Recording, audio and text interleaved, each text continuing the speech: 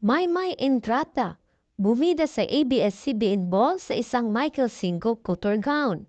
Namangha ang lahat sa actress at singer na si Maymay Entrata sa ABS-CBN Ball 2025 kung saan ipinimalas niya ang matapang ngunit eleganteng aura sa kanyang suot na choco brown crystallized couture gown mula sa kilalang fashion designer na si Michael Cinco.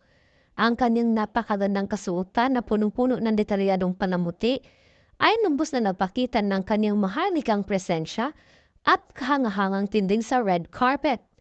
Ang kabuuang ayos ni Maymay ay hinumo ng stylist na si Rain Dagala na tiniyak na bawat detalye mula sa accessories hanggang sa kanyang makeup ay mas lalong nagpatampok sa kanyang kagandahan.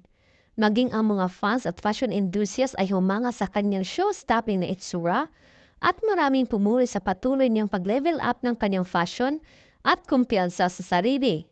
Sa gabi ng ABS-CBN Ball na punong-puno ng karangyaan, muling pinatunayan ni Maymay kung bakit siya ay isa sa mga fashion icons in the making ng kanyang henerasyon.